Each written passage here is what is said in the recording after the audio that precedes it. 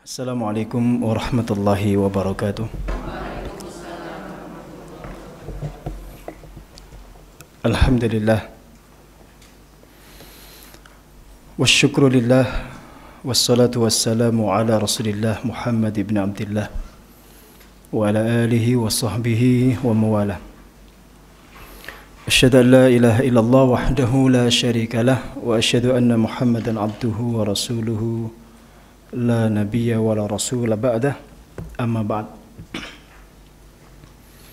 Alhamdulillah kita dipertemukan kembali oleh Allah Subhanahu wa taala di majelis ini untuk melanjutkan kajian kitab Fiqhun Nisa atau Fikih Wanita, yang pada pertemuan yang lalu kita sudah membahas rukun-rukun sholat ya, sampai halaman 138.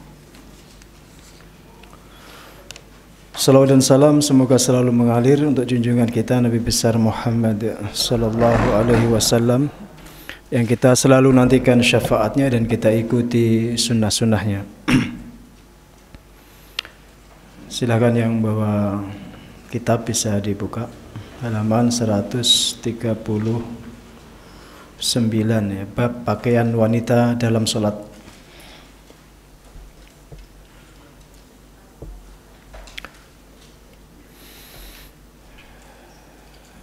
Kitab ini memang ditulis, kalau saya boleh mengkritik ya, kurang sistematis ya, sehingga pembahasannya seperti loncat-loncat.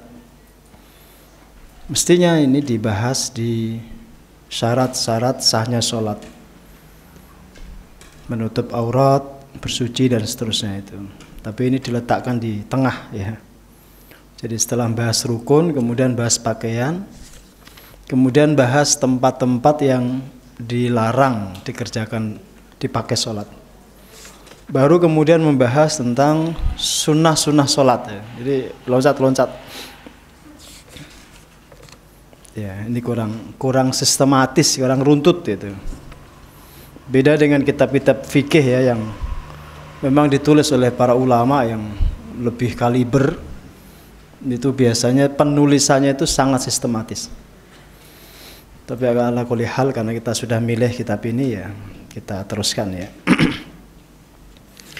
Baik, kata beliau di halaman 139 itu, disunnahkan bagi wanita muslimah mengenakan baju kurung dan kerudung pada saat mengerjakan sholat. Kalau orang Indonesia itu biasanya dia mengakali kerudung dan juga baju kurung itu dengan mukena, pakaian longgar yang menutup tidak hanya kulit, warna kulit, tetapi juga menutup lekuk tubuh. Plus ada tambahan untuk menghindari khilaf, perselisihan di kalangan para ulama, mukena model kita itu, model Indonesia itu ada penutup punggung tangannya itu. Jadi ada penutup punggung tangan. Ini karena bagian yang diperselisihkan, apakah punggung tangan itu termasuk telapak tangan atau bukan.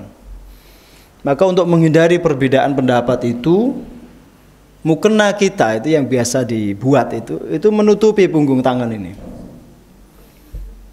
Ya, kalau zaman dulu sih nggak tahu kalau sekarang. Kan sekarang model mukenanya itu macam-macam ya. Kalau zaman dulu itu memang didesain seperti itu. Jadi didesain dia ada penutup punggung tangannya. Selain dia terusan dari kerudung itu langsung ke bawah. Dan biasanya tidak potongan. Zaman dulu ya. Jadi tidak potongan, jadi los dari atas ke bawah itu langsung. Agak berbeda yang model sekarang, apalagi yang warnanya pink gitu ya. Itu sudah apa bahasanya? Sudah milenial itu ya. Itu biasanya ada potongannya di tengah. Sehingga sebagian kalau tubuhnya itu tinggi, itu kadang-kadang ya agak menampakkan lekuk tubuhnya itu. Nah, sementara standar baju kurung yang dimaksud itu harus longgar betul. Longgar, tidak menampakkan lekuk tubuh, tidak menampakkan warna kulit. Maka milih pun seandainya kemudian jenengan memilih warna yang terang itu, tetap diusahakan yang tebal ya, kayaknya yang tebal. Kemudian termasuk juga dianjurkan memakai pakaian daleman itu. Memakai baju atau gamis sebagai rangkepan agar tidak betul-betul tampak ya warna kulitnya dan seterusnya itu. Makin tebal, makin banyak lapisannya itu makin baik. Bahkan kalau kain kafan itu 5 lapis, Bu. Ya. Dimakruhkan bagi muslimah itu memakai mukena saja. Tidak ada dalemannya, itu makruh. Hanya satu helai ya, mukena saja itu meskipun tebal itu makruh. Harus ada dalemannya tuh. Entah daster, entah apa, gamis, entah yang lain lah, atau sarung mungkin ya. Atau yang lain. Tergantung yang kita miliki. Karung goni juga boleh. Kalau nggak ada kayaknya karung goni. Yang penting tidak satu lapis mukena itu yang dipakai itu makruh ya. Sama seperti laki-laki juga begitu. Dimakruhkan hanya memakai sarung, tidak pakai daleman, itu makruh. Terutama di saat anginnya kencang ya. Jadi kalau ada angin kencang itu bahaya tuh. Itu kipasnya kencang, hanya sarungan saja itu bahaya. Jadi hindari, itu makruh itu. Ini persoalan pertama ya. Kata beliau, Imam Ahmad berkata, ini saya nukilkan dari kitab beliau, secara umum para ulama bersepakat tentang baju kurung dan kerudung. Sedang yang memakai lebih dari keduanya lebih baik dan lebih menutupi ya, ini kata beliau. Jadi kalau selain kerudung dan baju kurung itu, maka dianjurkan ada lapisan lain. Makin banyak lapisannya tentu juga memenuhi standar kenyamanan, itu lebih baik. Ada sebuah hadis dari Ummu Salamah. Beliau pernah bertanya kepada Rasulullah, "Ya Rasulullah, atusallil mar'atu fi dir'in wa khimarin?" Apakah seorang wanita muslimah itu harus sholat dengan mengenakan baju kurung dan kerudung? Kata beliau, "Na'am idza kana sabighan yughatti dhuhura qadamaiha." Iya, kata beliau, jika pakaian tersebut atau baju tersebut bisa menutupi secara sempurna bagian punggung sampai kedua telapak kaki. Jadi dari atas sampai telapak kaki itu tertutupi. Maka rata-rata mukena kita zaman dulu ya, saya merhatikan kan karena ibu itu sampai sekarang masih punya itu. Mukena yang model itu loh, Bu. Model yang dipakai Susana itu loh. Kalau dia pas memerankan film Pocong itu. Itu sampai sekarang ibu masih punya itu. Terusan yang los. Itu biasanya dia dilebihkan lebih panjang daripada tubuh. Enggak pas persis di atas mata kaki, enggak. Dia lebih panjang. Sehingga ketika sholat itu agak diinjak. Sekalipun enggak pakai kaos kaki itu aman. Ya, itu kehati-hatian ya orang zaman dulu. Termasuk tadi punggung tangannya itu ya. Terus termasuk standar pakaian muslimah ketika dia sholat, itu hendaknya dia tidak menutup wajah. Dia tidak memakai cadar atau masker. Jenengan baca di poin nomor 28 itu. Kata beliau, dimakruhkan bagi seorang wanita muslimah mengenakan cadar pada saat melaksanakan sholat. Jadi sekalipun kita, akhwat-akhwat kita yang pakai cadar, saat sholat dibuka. Sama dengan ketika orang sedang ihram. Wanita yang muhrimah, yang sedang ihram itu tidak boleh menutupi wajahnya. Itu termasuk pelanggaran di dalam ihram. Harus dibuka. Dan itu sekaligus menjadi dalil kalau wajah wanita itu bukan aurat. Karena kalau aurat pasti saat sholat pun disuruh ditutupi. Itulah yang menguatkan pendapat Syekh Yusuf Qaradawi ketika beliau mengatakan wajah wanita itu bukan aurat. Karena kalau aurat saat ihram pun tetap ditutup, saat sholat pun disuruh ditutup. Tapi justru hukumnya sebaliknya. Wanita yang mengenakan cadar atau yang memakai masker saat sholat itu makruh hukumnya. Bahkan sebagian ulama mazhab Syafi'i mengatakan haram. Jadi menutupi wajah saat sholat itu menurut sebagian ulama mazhab Syafi'i itu hukumnya haram. Nah, kemarin ketika ngaji di kajian Al-Wajiz Senin yang lalu itu sudah kita diskusikan itu dengan para asatidz. Ya, termasuk bapak-bapak. Maka kalau jenengan tanya mamanya ya, itu bapak-bapak yang sholat pakai masker gimana itu? Pakai dalil qiyas aulawi. Kalau wanita saja itu yang sehari-hari dia pakai cadar itu disuruh buka cadarnya saat sholat, apalagi bapak-bapak yang sehari-harinya nggak pakai cadar,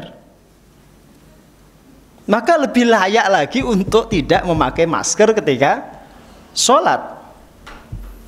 Itu qiyas aulawi namanya itu. Itu logika, tapi logika yang sangat masuk akal, sangat tajam gitu. Sehingga ketika sholat ya jangan pakai masker. Apalagi sekarang kan virusnya tinggal Omikron Bu ya. Omikron itu kan gejalanya seperti orang ditagih hutang itu ya. Pusing. Ditagih hutang pusing. Ya. Gejalanya nggak terlalu berat lah, santai mawon. Saat sekarang ini sudah nggak semestinya kita sholat dengan pakai masker lagi, itu nggak semestinya. Tidak ada alasan lagi. Termasuk juga tidak ada alasan lagi untuk jarai. Saya minggu yang lalu sholat di Solo itu masih ada masjid yang dijarai. Istiqomah betul itu orang. Sampai hari ini 2 tahun tuh dia masih dijarai itu. Padahal MUI sendiri sudah merapatkan shaf. Masjid-masjid pemerintah seperti Al-Aqsa itu sudah merapatkan shaf. Dia masih istiqomah dijarai itu. Masih ada tanda-tandanya itu. Ya, ini lis syaiton, hada lil insan. Di Solo di jalan yang arah makam haji itu. Saya salat duhur di sana itu. Paham ya? Jadi ini dalil kalau wajah itu bukan aurat bagi wanita. Sekalipun nanti ada pertentangan di situ, tapi itu dalil yang paling kuat. Karena kalau dia aurat tidak mungkin wajah itu dibuka. Ada kemungkinan dia dilihat lawan jenis, apalagi masjidnya terbuka.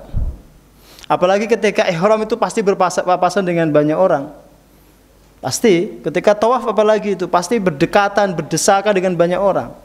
Kalau wajah itu aurat pasti akan disuruh ditutupi tanpa ada pengecualian. Paham ya?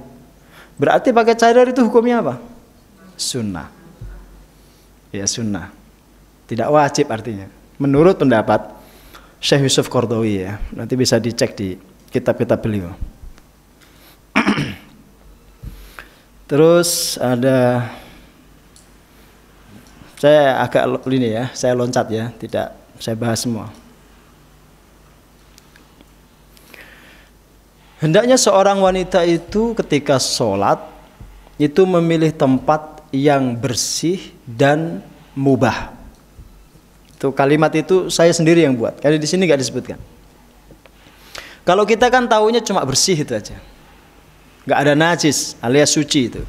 Ada satu tambahan, mubah, boleh dipakai sholat. Sekalipun bersih, suci, kalau tempatnya itu tidak boleh dipakai sholat, nggak boleh juga kita sholat di situ. Contoh di atas kuburan. Kuburan itu bersih enggak? Bersih. Apalagi kuburan model sekarang yang dibangun itu ada keramiknya kan bersih itu. Ya kan? Lebar lagi itu. Bisa dipakai sholat jamaah itu. Tetap nggak boleh. Karena kuburan itu tempat terlarang untuk sholat. Sekalipun bersih. Contoh yang lain kamar mandi. Kamar mandi Bu, jangan bayangkan kamar mandi kita ya. Kamar mandinya orang Korea, kamar mandinya orang Eropa, itu bersih, lebih bersih daripada kamar tidur kita Bu. Kalau jenengan tempelkan pipi di klosetnya itu tidak akan jijik, bersih betul, wangi itu. Tetap nggak boleh sholat di kamar mandi itu, sekalipun bersih. Ada unsur satu lagi tambahan, boleh dipakai sholat. Jadi nggak cuma bersih, harus memenuhi syarat kedua, dia boleh dipakai sholat. Paham ya? Tapi ada pertanyaan seorang akhwat dari Taiwan itu, pernah telepon saya. Ustadz, saya itu kesulitan sholat. Karena kalau ketahuan majikan saya akan dipukuli.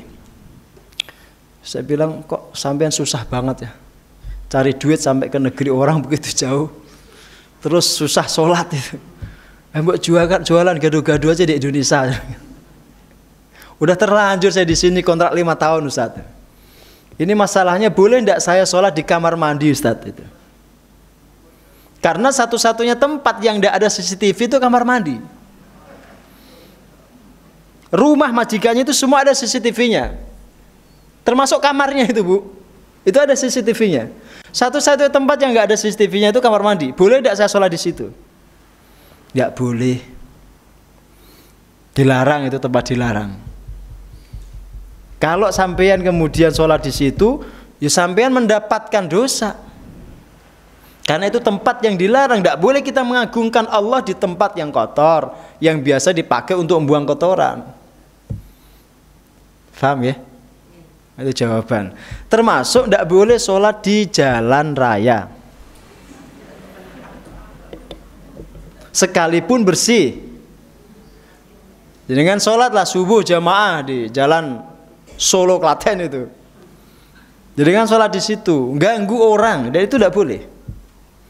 Terus gimana kalau demo itu Ustadz? Demo itu pun sebenarnya tidak diperbolehkan, kecuali jika diizinkan aparat yang punya hak untuk ngatur jalan itu. Kalau dia dapat izin dari orang yang berwenang, dari pihak yang berwenang, baru boleh dia. Termasuk menutup jalan untuk sholat Idul Fitri, Idul Adha ya. Itu sebenarnya nggak boleh hukum asalnya itu, kecuali jika diperbolehkan oleh aparat yang berwenang ya. Kenapa? Karena jalan itu akses orang banyak itu haknya saudara kita yang Nasrani, saudara kita yang Hindu, saudara kita yang Buddha. Itu fasilitas publik, tidak boleh umat Islam mengganggu. Jangankan nutup untuk sholat, ada duri di jalan aja kita suruh ngambil kok. Betul enggak? Pernah dengar hadis itu? Wa imatatul adza anit tariq. Menyingkirkan duri dari jalan itu termasuk syu'abul iman, termasuk cabang iman. Jangan sampai justru malah kita menutup akses jalan itu. Wong duri aja disuruh nyingkirkan, apalagi menutup jalan untuk sholat. Itu lebih mengganggu. Maka dilarang. Sekalipun bersih jalannya itu, jenengan cuci, jenengan sirami dengan selang, sekalipun bersih itu tetap tidak boleh dipakai sholat. Ya kalau demo ya tadi, kalau diizinkan aparat baru boleh. Tapi kalau dibubarkan aparat ya harus bubar. Begitu. Yang punya hak itu aparat yang ngatur jalan itu. Mereka lebih tahu urusan ketertiban dan kelancaran lalu lintas itu. Paham? Itu tempat-tempat yang bersih tapi tidak boleh ya. Termasuk tidak boleh sholat di tempat yang biasa dipakai untuk kandang hewan, kandang sapi, kandang kambing, kandang onta. Itu sebaiknya dihindari lah. Sebagian mengatakan makruh, sebagian mengatakan haram, tidak boleh. Kenapa? Karena rentan sekali dengan najis. Ya, rentan sekali terkena najis, maka dihindari. Kalau digelar tikar bagaimana Ustaz? Tetap itu tempat yang biasa ada kotorannya, sehingga tidak boleh kita mengagungkan Allah di tempat seperti itu. Termasuk makruh sholat di dalam gereja. Bahkan haram kalau masih ada simbol-simbolnya belum diturunkan, itu haram. Ada patung di situ, ada gambar lukisan Yesus di situ, dihindari. Ya Bu, itu bukan bukti toleransi. Toleransi itu tidak gitu. Toleransi itu kita sholat di tempat ibadah kita, mereka sholat, mereka ibadah di tempat ibadah mereka, tidak saling mengganggu. Itu toleransi. Jadi tidak perlu gantian tempat begitu. Kecuali di kota-kota besar, Bu. Di gedung-gedung itu yang biasa ruangan dipakai untuk praying room itu. Ada kan? Jumat dipakai Jumatan, Minggu dipakai Mingguan. Itu kan ada kan di gedung-gedung tinggi itu, praying room itu. Itu ruang serbaguna pokoknya. Itu kecuali. Boleh itu asal tadi. Kalau ada simbol-simbolnya diturunkan, dipindah. Untuk sementara, nanti kalau pas mingguan ya biar dipasang lagi itu. Begitu Bu ya, ada mesin-mesin di perkantoran itu kan rata-rata pakai ruangan itu, ruang serbaguna itu. Jadi tidak ada bangunan khusus yang diwakafkan untuk masjid. Itu kecuali ya. Oke.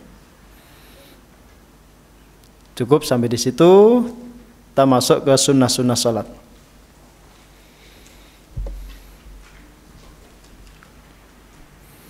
Di antara sunnah salat yang pertama adalah raf'ul yadain. Mengangkat kedua tangan. Kapan? Pertama saat takbiratul ihram. Saat pertama kali kita takbiratul ihram itu dianjurkan mengangkat kedua tangan. Yang kedua ketika hendak ruku. Ketiga ketika bangun dari ruku. Yang keempat bangun dari tasyahud awal. Jadi 4 itu Bu ya. Saya ulang ya. Yang pertama saat takbiratul ihram. Yang kedua saat hendak ruku. Jadi bukan pas ruku ya, pas mau ruku. Kemudian saat bangun dari ruku itu. Dan yang keempat ketika bangun dari tasyahud awal. Berdiri untuk rakaat ketiga itu. Dianjurkan. Mengangkat tangannya seperti yang kemarin saya jelaskan, ada beberapa versi, ada yang sampai telinga, ada yang sejajar pundak. Ya, dan dua-duanya sangat diperbolehkan, sangat boleh. Memilih salah satu dari dua pendapat itu diperbolehkan. Kemudian yang kedua, sunnah yang kedua, meletakkan tangan kanan di atas tangan kiri. Dan meletakkannya di atas pusar atau di atas dada atau di bawah pusar. Saya ulang ya. Sunnah yang kedua sekaligus ketiga kalau di situ, meletakkan tangan kanan di atas tangan kiri. Posisi disedekapkan begini ini. Kemudian diletakkan di atas pusar, ini satu, posisinya yang pertama, pendapat pertama ini. Atau di atas dada, itu nggak harus tinggi-tinggi Bu, yang penting dada itu sini. Jadi nggak harus sampai ke sini ya, ini di atas leher namanya kalau ini. Ini dada gini ini, udah cukup ini. Atau di bawah pusar. Kalau dalam mazhab Syafi'i, itu di atas pusar.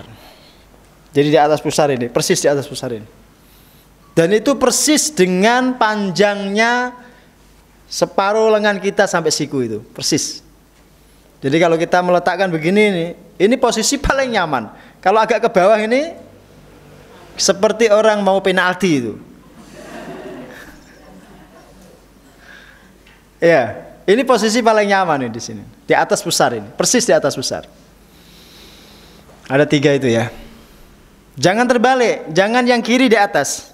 Karena di situ ada seorang sahabat sholat, dia meletakkan tangannya terbalik, yang kiri di atas begini, oleh Nabi kemudian diangkat tangannya itu diganti, dipindahkan gini.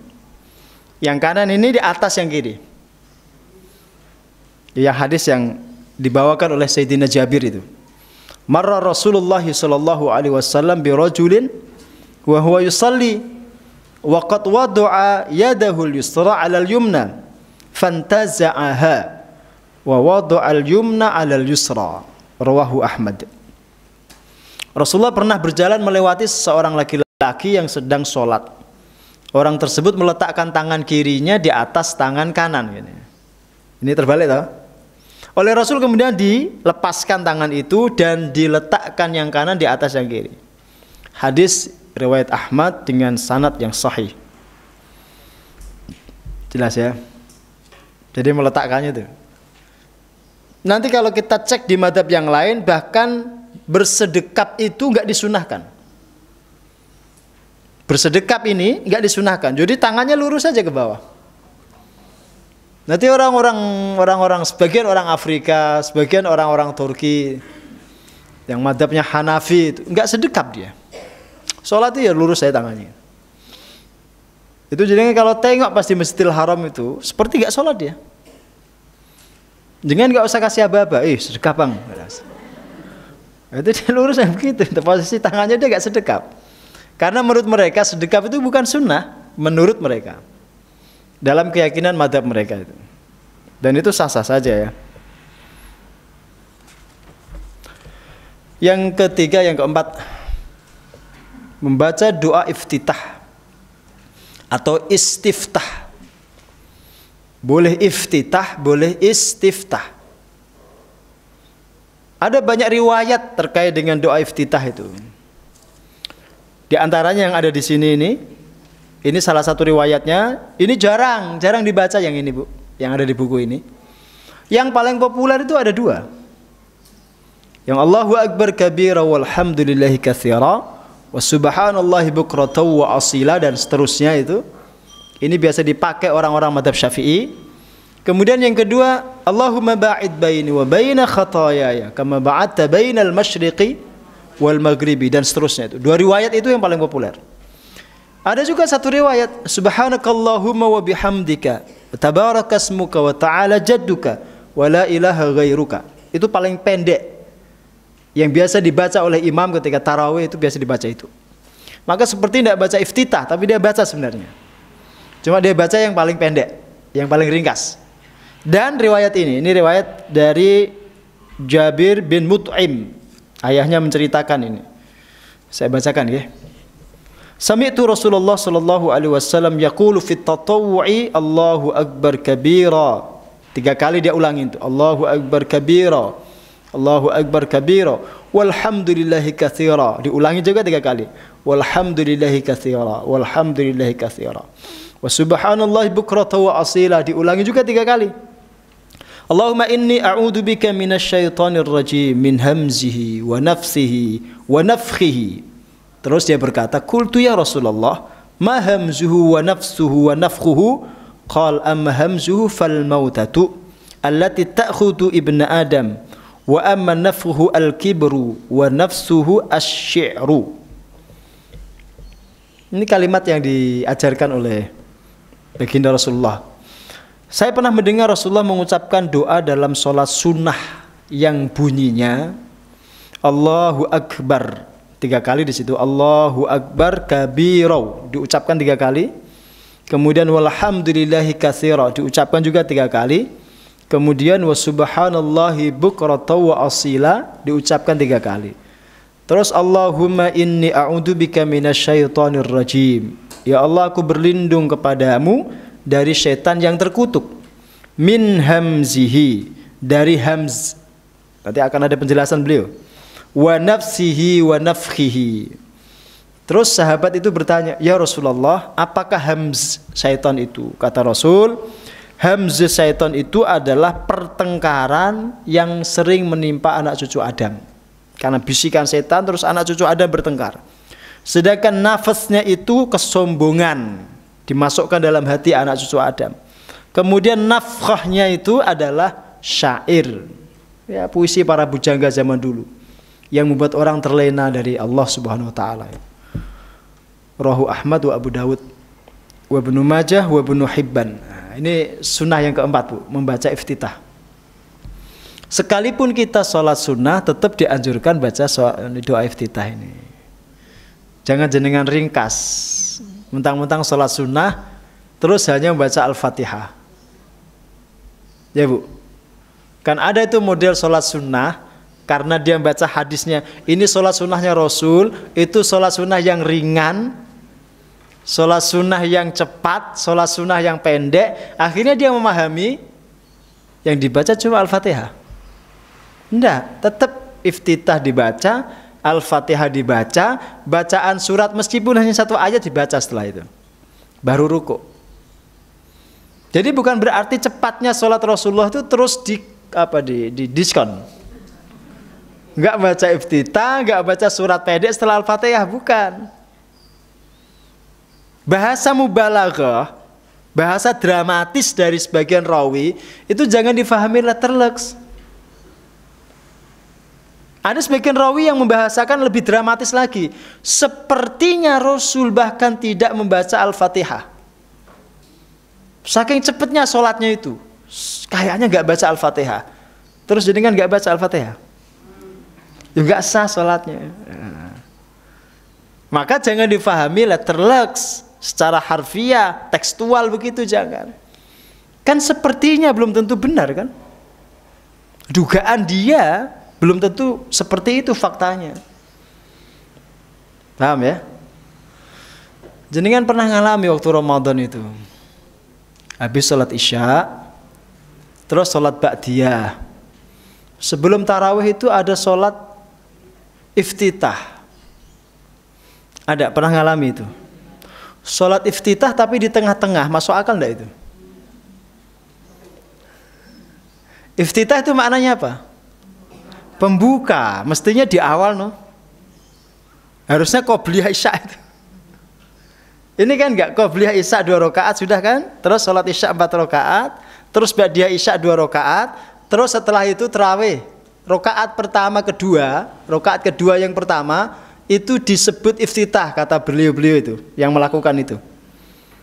Saya seumur-umur enggak pernah melakukan itu, Bu. Saya enggak mau, kalau suruh ngimami pakai iftitah saya enggak mau. Enggak ada menurut saya sholat itu.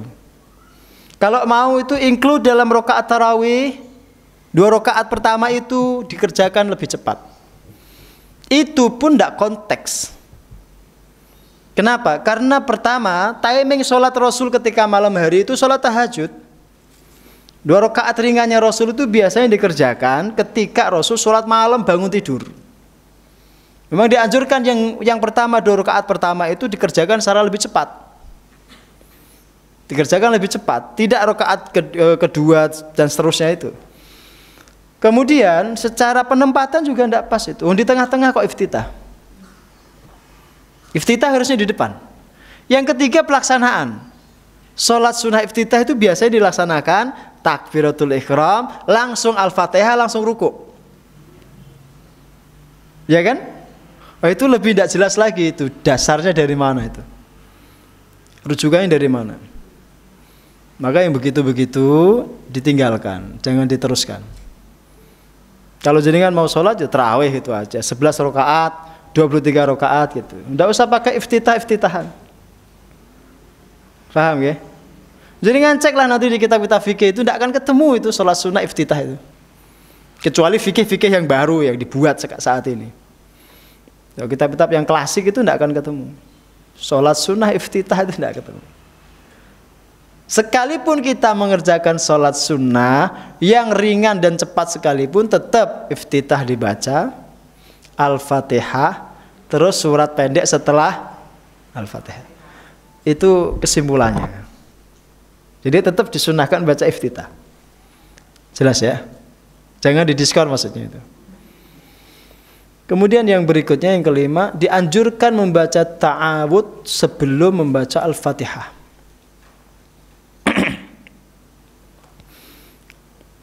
Dianjurkan membaca ta'awud sebelum membaca Al-Fatihah. Disebutkan di situ dalam keterangannya, membaca ta'awud itu tidak dianjurkan kecuali pada rakaat pertama saja. Di rakaat kedua, ketiga, keempat, kalau sholat kita 4 rakaat, itu cukup membaca bismillah, langsung Al-Fatihah. Berarti ta'awudnya itu hanya di rakaat pertama. Tidak di setiap rakaat sebelum baca Al-Fatihah, tidak. Tapi di rakaat pertama saja. Jelas ya? Itu keterangan begitu, keterangan ulama penting. Saya sering menyampaikan ke jenengan, keterangan ulama terutama yang mujtahid itu dalil bagi kita orang awam. Keterangan ulama itu dalil bagi kita. Orang awam itu dalilnya itu selain Quran Sunnah itu keterangan ulama itu. Jadi kalau sudah ada keterangan begitu dalam kitab, kita ikuti keterangan itu. Berarti di rakaat kedua, ketiga, keempat itu kita tidak perlu ta'awud, langsung Bismillahirrahmanirrahim, Alhamdulillahirabbil alamin dan seterusnya. Kemudian mengucapkan amin. Jadi setelah imam membaca ghairil maghdubi alaihim waladdallin, makmumnya dianjurkan mengaminkan. Ada banyak asar, banyak hadis yang menyebutkan keutamaan amin itu. Di antaranya hadis yang sahih itu. Hadis yang sahih. Barang siapa yang aminnya itu bersamaan dengan aminnya malaikat, diampuni dosa-dosanya. Terus kapan kita tahu aminnya malaikat itu? Kapan, Bu? Aminnya malaikat itu kata para ulama itu bersamaan dengan aminnya imam. Berarti imam juga dianjurkan baca amin. Bahkan dianjurkan untuk lebih panjang daripada makmumnya. Kenapa? Agar diikuti oleh makmumnya, dia bisa mendapatkan tadi fadilahnya tadi itu. A-nya dipanjangkan, min-nya dipanjangkan, Bu. Amin itu membacanya bukan amin gitu ya. Bukan amin gitu. Bukan amin gitu. A-nya panjang, min-nya panjang. Karena makna amin itu istajib du'aana, kabulkan doa kami ya Allah. Kalau jenengan bacanya keliru panjang pendeknya itu maknanya berbeda nanti. Jelas ya? Nah, ini sunnah. Yang keberapa itu? Yang kelima atau keenam. Kemudian membaca surat pendek setelah Al-Fatihah. Ya bukan surat pendek, surat pilihan setelah Al-Fatihah. Karena ada yang panjang, ada yang pendek, tergantung nanti sholatnya. Kalau sholat asar itu dianjurkan dikerjakan dengan cepat. Maka meskipun rakaat pertama, rakaat kedua itu bacanya jangan surat yang panjang-panjang. Sholat asar begitu, Rasul mengerjakannya dengan cepat. Tapi sholat yang lain, wabil khusus sholat subuh, itu Rasulullah selalu membaca antara 50 sampai 100 ayat. Dua rakaat itu dikerjakan Rasul dengan cukup panjang. Dibaca dengan tartil, dibaca dengan nagem, dengan lagu. Ya, itu sholat subuh. Maka subuh itu, wabil khusus subuh itu disebut Allah Qur'an al-Fajri.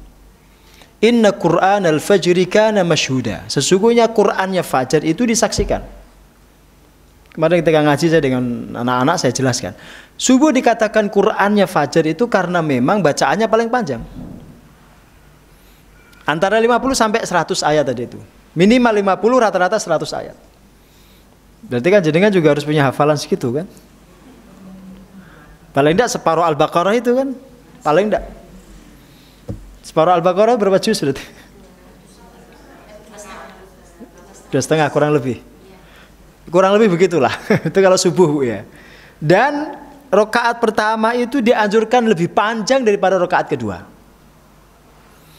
Rakaat pertama itu selalu dilakukan Rasul lebih panjang daripada rakaat kedua dan seterusnya. Ini ada tujuannya juga kata para sahabat. Kami yakin Rasul memanjangkan rakaat pertama itu karena kami yang masbuk. Maksudnya agar yang masbuk itu mendapati rakaat itu, bisa rukuk bersama beliau, sehingga dihukumi rakaatnya itu sah. Maka dipanjangkan itu bacaannya. Maka sekalipun ada orang masbuk, dia tidak mendapatkan Al-Fatihah bersama imam, asal dia bisa rukuk bersama imam, rakaatnya itu sah. Rakaatnya itu sempurna, sah dia. Maka Rasul memanjangkan itu. Bahkan pernah ada seorang sahabat itu menjelang maghrib itu ziarah.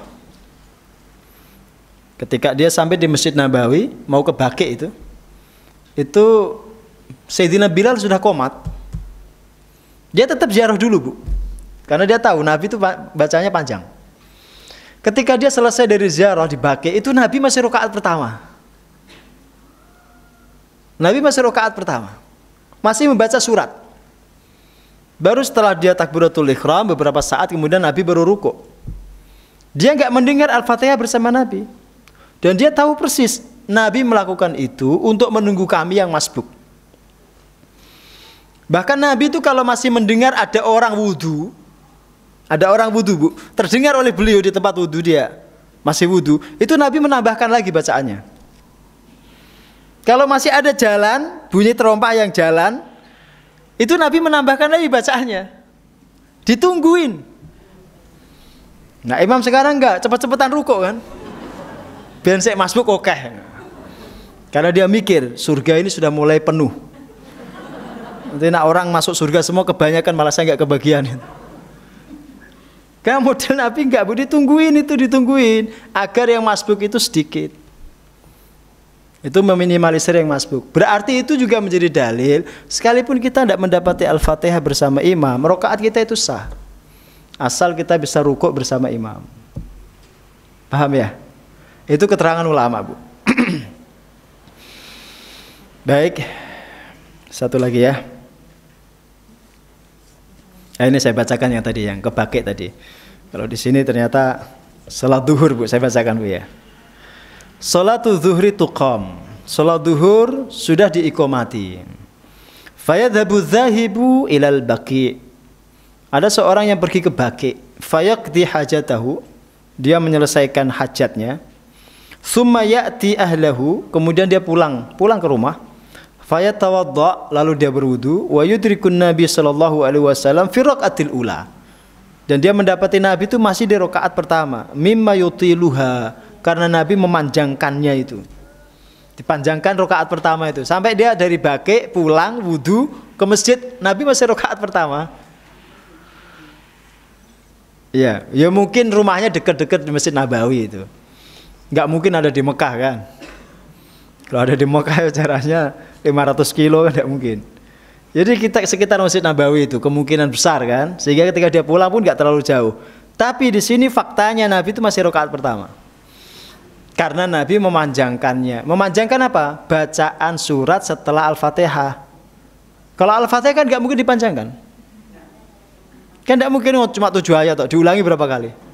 Berarti suratnya itu yang dipanjangkan, ditambah lagi bacaan yang lain, ditambah lagi surat yang lain, bisa jadi begitu. Berarti satu rakaat itu pun boleh kita baca sekian surat, boleh. Boleh, maka jangan heran kalau pas tarawih itu di rakaat terakhir biasanya kan Al-Ikhlas, Al-Falaq, An-Nas, satu rakaat kan. Orang menganggap asing, ya enggak. Nabi itu biasa satu rakaat itu beberapa surat. Bahkan kalau tahajud itu Nabi sampai 5 atau 4,5 surat itu. 4,5 surat. Nabi pernah tahajud itu membaca Al-Fatihah, terus Al-Baqarah sampai selesai, terus An-Nisa sampai selesai, terus Ali Imran, dibalik Bu, Ali Imran separuh. 5 juz, 1 rakaat. Sayyidina Utsman pernah khatam 1 rakaat. Jadi 1 rakaat berdiri beliau selesai dari Al-Fatihah sampai An-Nas baru beliau rukuk. Sayyidina Utsman, Bu. Khataman dalam 1 rakaat. Ya jenengan juga bisa, Bu, kulhu 3 kali khatam. Jenengan baca kulhu 3 kali itu khatam jenengan. Aku yo iso tat gampang kowe. Baca kulhu 3 kali itu dianggap khatam Quran 1 kali jenengan. Maka Sayyidina Utsman itu meninggalnya di depan mushafnya kan. Karena saking cintanya dengan Quran itu beliau itu. Maka mushaf kita yang kita miliki sekarang itu disebut Mushaful Imam. Imam itu maksudnya Sayyidina Utsman. Mushafnya Utsman. Karena beliau yang menyelesaikan penulisannya itu. Dan beliau yang meninggal di depan mushafnya itu. Ya karena jasa beliau lah kemudian kita sekarang mendapatkan mushaf yang standar di seluruh dunia. Standar, semuanya standar itu di seluruh dunia, itu jasa beliau. Maka setiap kali kita baca Quran, beliau dapat pahala itu. Beliau dapat pahala. Berapa yang baca Quran itu? Miliaran manusia kan dari zaman beliau sampai sekarang kan? Nah, itu Sayyidina Utsman, Bu. Pernah khatam dalam 1 rakaat. Sekali waktu dicoba nanti ya. Sekali waktu. Kalau 1 juz 1 rakaat pernah? 1 juz 1 rakaat itu pernah? Belum pernah? Caranya gimana kalau jenengan pengen sholat 1 juz 1 rakaat? Dia buka mushaf, Bu, dibuka. Jenengan kan nggak hafal Quran kan? Boleh ya dibuka. Boleh, Bu. Sambil bawa mushaf dia buka. Yang kecil aja, jangan yang gede. Kalau yang gede itu letakkan di depan jenengan itu. Ya, tapi kalau listrik mati ya langsung kulhu aja, Bu. Loh kalau listrik mati dengan nggak hafal Quran gimana? Karena kulhu aja kesuwen kan, kulhu aja. Itu pentingnya orang hafal Quran tuh, sekalipun listrik mati, tetap dia ingat. Ada tulisannya tuh di otaknya tuh. Kita ini yang nggak hafal Quran kan, listrik mati selesai dah. Dulu di Jakarta itu ada masjid, Bu. Saya nggak usah sebutkan namanya ya. Ada masjid, di depannya ini ada layar. Jadi makmumnya itu bisa nyimak di layarnya itu.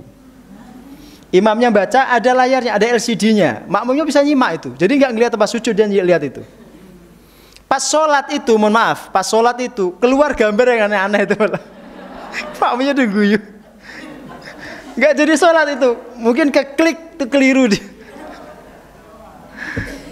Akhirnya satu jamaah itu malah guyu kabeh, batal sholatnya. Dia pengennya sholat tuh mengikuti perkembangan zaman itu, Bu, ya kan? Adaptif dengan teknologi itu. Dia kasih layar itu. Ternyata keluarnya gambar yang aneh-aneh itu malah. Itu operatornya itu kacau itu. Jadi, makanya kalau orang tidak hafal Quran, surat-surat pendek aja. Rasa gaya, Bu ya. Surat-surat pendek yang dikuasai aja itu. Tapi ya perlu dilatih gitu. Dikit-dikit lah mulai menghafal juz yang panjang-panjang, ya Bu. Makanya kalau beli jus itu gelasnya yang panjang. Ya, jus melon gelasnya panjang. Saya banyak Ustaz hafal jus itu. Ya, jus melon, jus mangga. Yang muda-muda saya motivasi, yang muda-muda ya. Kalau yang udah sepuh tuh, jenengan maksakan diri pun insya Allah ya. Ya bisa tapi berat. Yang muda-muda itu punya kesempatan untuk menghafal Quran itu. Jangan disia-siakan waktunya itu. Paling enggak itu jenengan pernah menghafal, pernah menghafalkan Quran selesai 30 juz. Entah nanti jenengan murojaahnya seperti apa itu nanti nomor 2. Nah yang sepuh-sepuh, yang penting jenengan semangat untuk menghafal. Masalah selesai enggak itu nanti urusan kedua. Kan kemarin ada ceramah dari Syekh Daw itu belum menyampaikan kan. Kalau ada orang bertekad menghafal Quran, belum selesai dia meninggal, maka di alam kuburnya Allah mengirim malaikat untuk menyimak hafalannya. Jadi berlanjut Bu, di alam barzah itu dia masih setoran hafalan. Yang nyimak malaikat kan keren itu. Makanya tetap semangatnya jangan putus itu.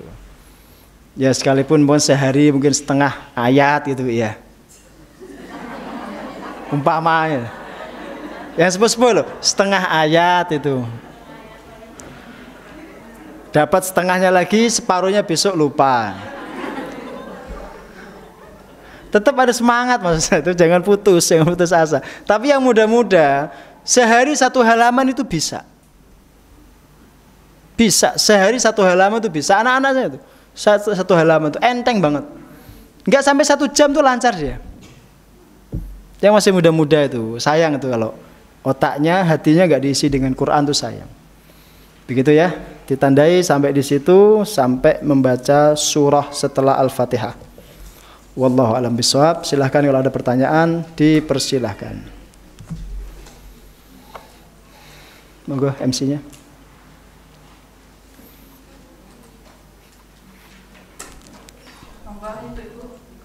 Silahkan Bu. Oke. Waalaikumsalam warahmatullahi wabarakatuh.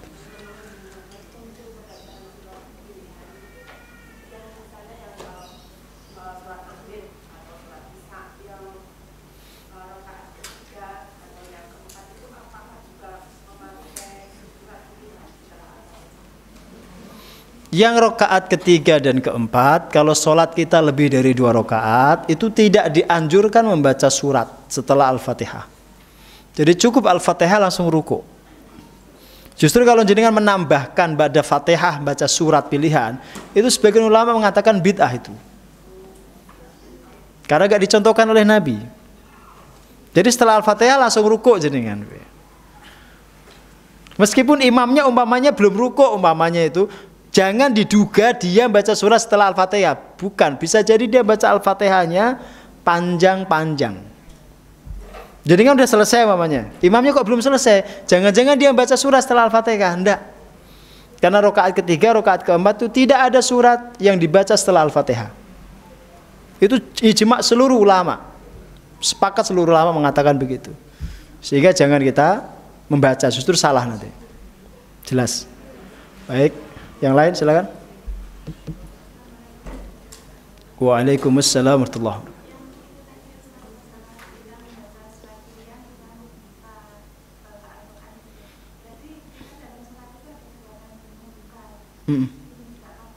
Iya.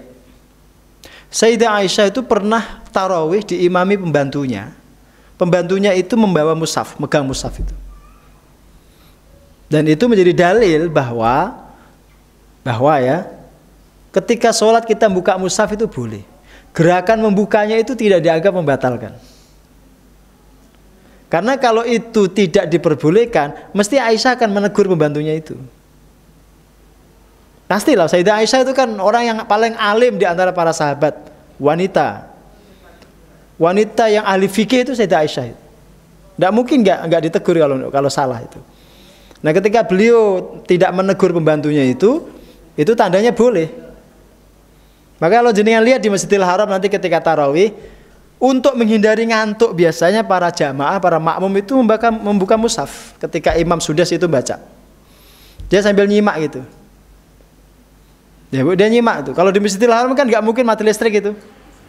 Nggak ada Masjidil Haram mati lampu itu jarang. Hampir nggak ada, nggak pernah. Dia buka mushaf. Jadi kalau dia ngikuti itu biasanya sulit ngantuk. Tapi kalau jenengan tidak buka mushaf biasanya lebih mudah ngantuk. Karena beliau bacanya kan panjang-panjang itu. Untuk menghindari ngantuk itu mereka buka mushaf. Boleh. Tapi yang kecil aja nanti dimasukkan ke saku ketika rukuk. Kalau besar kan jadi repot jenengan. Ya, boleh Bu ya. Itu gerakan yang diperbolehkan meskipun bukan gerakan sholat. Jelas? Baik. Ada lagi? Silakan. Monggo, Mbak.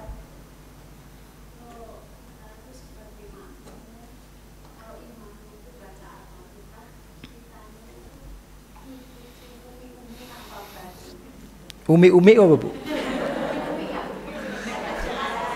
Hah? Komat kamit. Ke umi itu bahasanya orang Klaten ke umi. Terus sama kalau imamnya baca setelah Al-Fatihah kita nggak paham, nggak bisa. Itu kita diam atau ya. Kewajiban makmum itu ketika imam membaca Al-Fatihah dia menyimak. Dia baca Al-Fatihah untuk dirinya itu setelah imam selesai Al-Fatihah. Kalau imam langsung baca surat, berarti saat imam baca surat itu dia menyelesaikan Al-Fatihahnya. Ketika dia selesai, dia menyimak lagi. Ya, dia menyimak. Itu versi mazhab Syafi'i. Jadi tidak saat imam baca Al-Fatihah, tidak. Kita nyimak saat itu. Selesai, amin, jenengan baca Al-Fatihah sendiri. Dirampungkan, kemudian nyimak bacaan imam. Jelas ya? Kecuali kalau imam ini memberi jeda antara Al-Fatihah dengan suratnya itu. Kan ada tuh, ada jeda itu, saktah namanya, jeda pendek antara Al-Fatihah dengan surat untuk memberi kesempatan makmum membaca Al-Fatihah.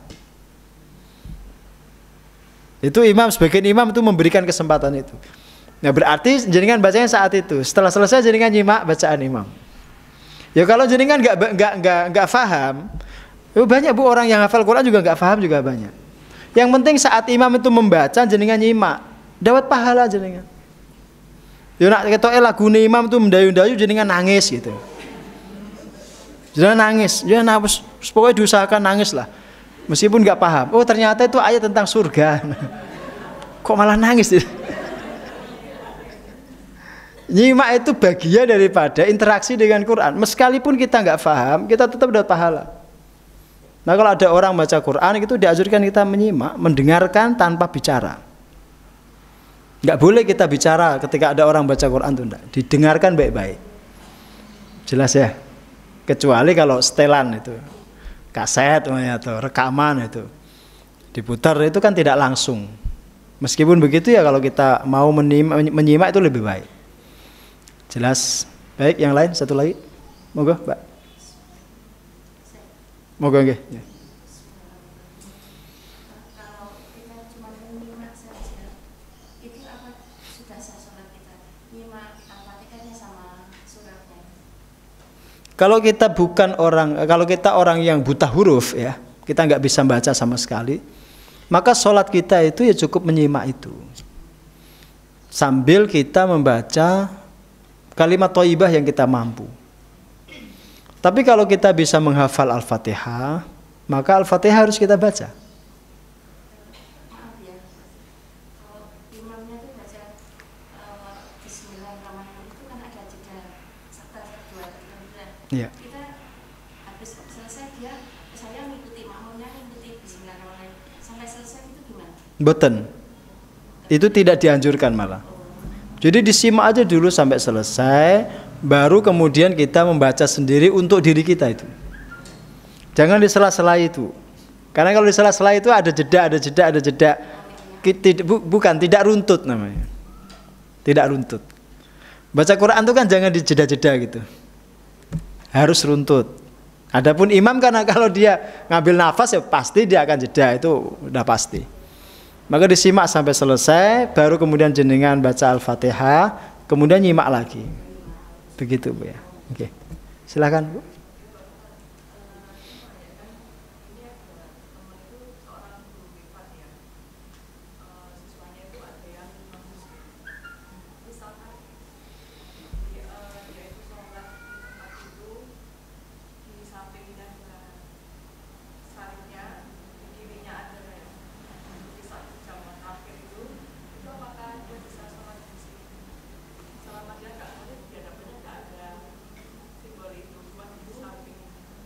Di samping itu satu ruangan dengan dia.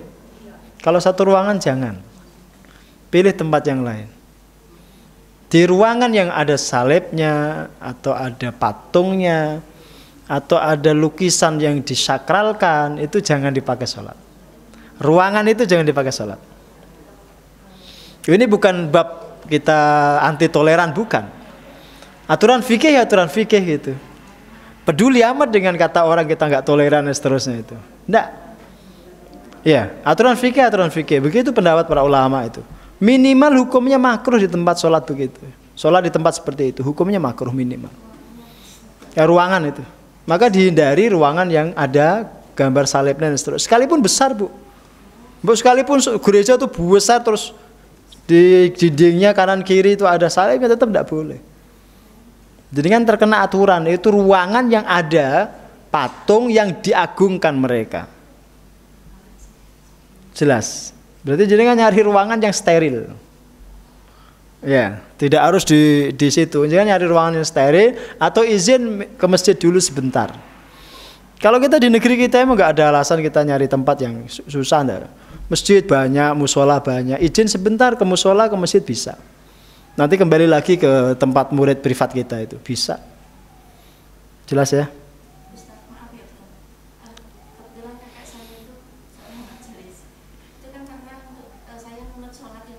Tapi ruangannya itu ada tembok kamar gitu loh. Terus, tapi tidak ada salib-salibnya. Tapi di ruangan lain ada salib-salibnya itu nggak boleh. Kebetulan masjidnya nggak jauh. Ya kalau satu ruangan yang saya bilang ada di satu ruangan itu ada salibnya itu dihindari. Ya, yang cari ruangan yang steril, yang nggak ada salibnya, tidak ada patungnya, tidak ada lukisan yang disakralkan itu. Dihindari. Ruangan-ruangannya ada simbol-simbol keagamaannya itu dihindari. Begitu ya. Yang sebelah sini ada pertanyaan? Cukup. Monggo silakan.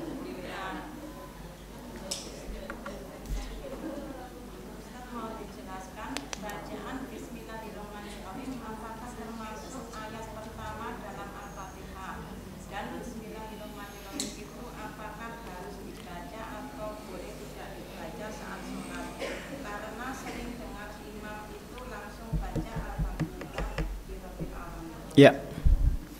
Dalam madhab Syafi'i, Bismillahirrahmanirrahim itu ayatun min ayatil Fatihah. Termasuk ayat surat Al-Fatihah. Maka dianjurkan dibaca, dikeraskan ketika sholat jahriyah dan dibaca sirriyah ketika sholat sirriyah. Itu madhab Syafi'i. Sementara dalam madhab Hambali, Ahmad bin Hambal, Imam Ahmad mengatakan bismillah itu termasuk Al-Fatihah, tetapi dianjurkan dibaca sir, dibaca pelan, baik sholat jahriyah maupun sirriyah. Maka seperti tidak baca bismillah, dia baca tetapi sir. Sementara ada pendapat yang ketiga, bismillah itu bukan termasuk ayat Al-Fatihah, sehingga tidak dianjurkan membacanya baik sholat jahriyah maupun sirriyah. Langsung alhamdulillahirabbil alamin, bismillahnya tidak. Tapi tetap 7 ayatnya itu. Karena ghairil maghdubi alaihim itu dipotong, ya. Siratal ladzina an'amta alaihim itu 1 ayat menurut mereka. Ghairil maghdubi alaihim waladhdallin itu ayat yang terakhir, ayat 7. Sehingga tetap 7 ayat. Itu 3 pendapat itu. Nah, kalau saya biasanya menggunakan madhab Syafi'i. Kalau saya sholat di sini ya, ketika sholatnya jahriyah ya saya keraskan bismillahnya. Kemudian ketika sirriyah ya saya pelankan bacanya. Begitu Bu ya. Jadi kalau ada orang tidak baca bismillah, itu bisa jadi dia mengikuti madhab Hambali. Atau mengikuti madhab yang ketiga, kalau sama sekali nggak baca. Bisa jadi dia membacanya pelan, bisa jadi dia nggak baca. Itu ikut madhab yang ketiga. Sholatnya tetap sah. Itu bagian daripada perbedaan pendapat yang memang ada di kalangan para ulama. Sehingga biasa aja kalau kita menemukan ada orang sholat tidak membaca bismillah namanya, langsung alhamdulillah, itu biasa aja. Ya tetap kita sholat di belakang dia jadi makmum boleh, sah. Beda mazhab itu nggak apa-apa. Makmumnya Syafi'i, imamnya Maliki boleh, atau sebaliknya boleh. Jelas Bu ya. Baik, cukup. Yang sebelah kiri saya nggak ada pertanyaan. Khusyuk, ngantuk. Jelas ya, cukup.